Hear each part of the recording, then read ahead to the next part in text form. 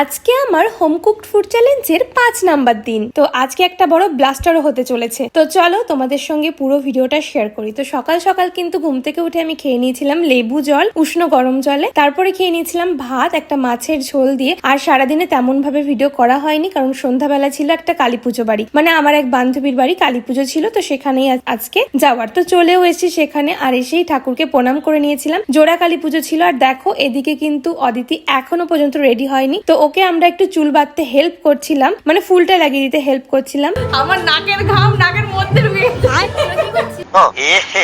रहा नहीं जाता तड़प ही ऐसी है ना।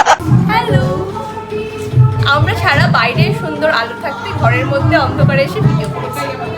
সকলে মিলে থাকলে কিন্তু কোথাতে কোথাতে সময় কেটে যায় বোঝাই যায় না। তো তারই মধ্যে কিন্তু আমরা খেতেও চলে এসেছি। আর দেখো অদিতি আমাদের বলতে এসছে যেন আমরা কম কম করে খাই, আর আমাদের যেন কম কম করে দেওয়া হয়। তো যাই হোক, এগুলো বলে কোনো কিচ্ছু হবে না, আমাদের যতটা খাওয়ার আমরা ততটাই খাবো। এটা মজা করার জন্য বললাম, আর ও আমাদের সঙ্গে মজাই করছিল। তো তারপরে কিন্তু থালা আর জল দিয়ে দিয়েছে। এবার একে একে খাবারগুলো চলে আসছে। এবার ব্লাস্টারটা হচ্ছে অনুষ্ঠান বাড়ির খাবারগুলোকে আমি কোন খাবারের মধ্যে ধরবো সেটাই বুঝতে পারছিলাম না আর কি, মানে স্ট্রিট ফুড নাকি হোম কুক ফুড সেটাই বুঝতে পারছি না। তো খাবারগুলো কিন্তু প্রত্যেকটা ভীষণ সুন্দর ছিল, টেস্টি ছিল খেতে। ঠাকুরের প্রসাদ এমনিতেই টেস্টি লাগে। তো তারপরে খাওয়া দাওয়া করে আমরা বাড়ি চলে এসেছি। তো আজকের মতো ভিডিওটা এই অবধি। তোমাদের এরকম আরো ভিডিও দেখতে হলে আমার চ্যানেলটাকে অবশ্যই সাবস্ক্রাইব করে রেখো। টাটা।